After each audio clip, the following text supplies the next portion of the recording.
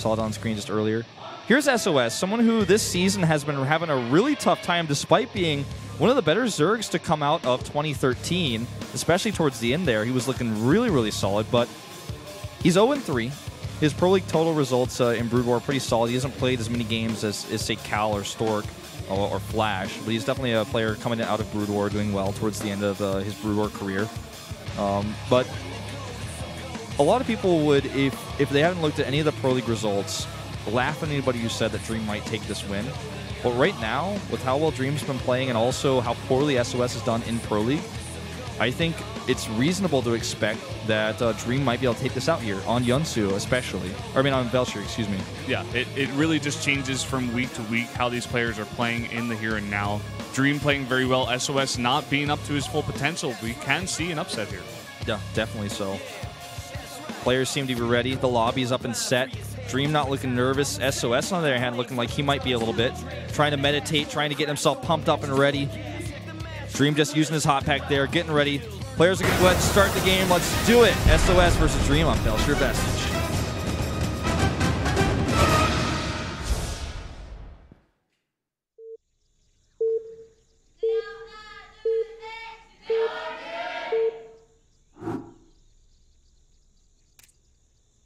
LTA는 SK텔레콤.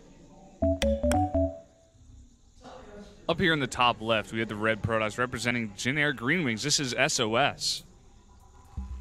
Currently no wins this season, and he's up against the player who's going for a cheese down to the bottom right in the blue.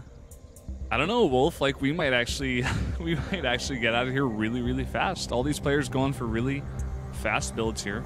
Already sending out this SCV. So this build's really rare. We saw this build in the beta of Heart of the Swarm.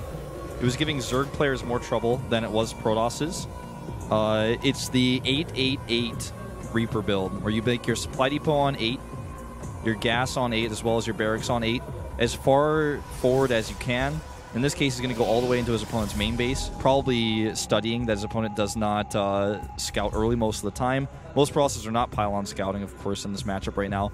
And you get a really fast Reaper out as a result. And he's actually making an SCVs back at home, so he's not going to Reaper up at all. He's just going to try to bunker push, I guess. Okay, so he's going to try to bunker push here. This is pretty rare. You don't really see this in StarCraft 2.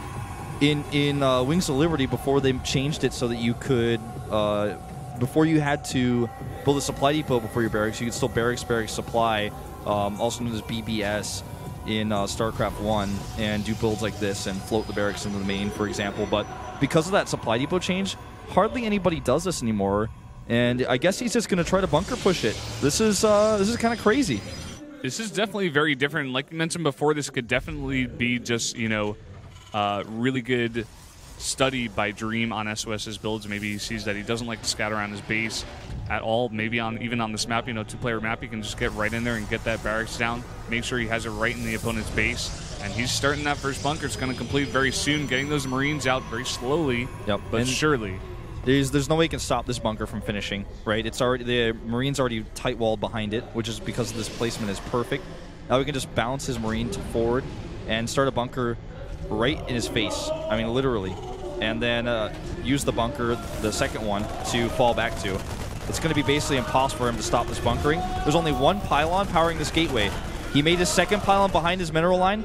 Cybernetics core is almost done, but there's no way the probes are actually going to make this work. He only has one SCV here on the other hand. If the SCV goes down, that bunker could be prevented. He needs to target it, but it's so difficult to actually pull this off. The SCV just has to be safe. If he gets this bunker down, it could be the end. And he finishes it here. And look at that, just runs forward into the board. Bunker starts to repair. Second SCV comes here as well. Zealot is gone. And that's game, ladies and gentlemen.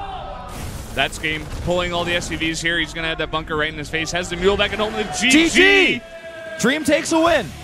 And unfortunately for SOS, the lose streak continues. This is the quickest one-to-one we've had in Pro League so far. This is the day of cheese for MVP. What are we going to see from Keen, man? I don't know what sort of Hellion play we're going to see from him today, but I'm getting scared. That was a crazy play. You never really see that in Heart of the Swarm anymore. If he killed that SCV, he would have had a much better time. not would have necessarily won him the game, but if he killed the SCV building the bunker, much better for him. He might have assumed that more SCVs were already about to arrive or were just at the edge of the base that he couldn't see, so maybe that's why he didn't target, wanted to get the Marines instead. Because if you get the Marines, then who cares about the bunker? But rough loss there to take for SOS. Yeah, I mean, if he gets that SCVs, it slows down the push. That's just basically like the first step to possibly stopping the push, but not quite getting that SCV, trying to get the Marines like you mentioned before. And this is the day of cheese out of MVP.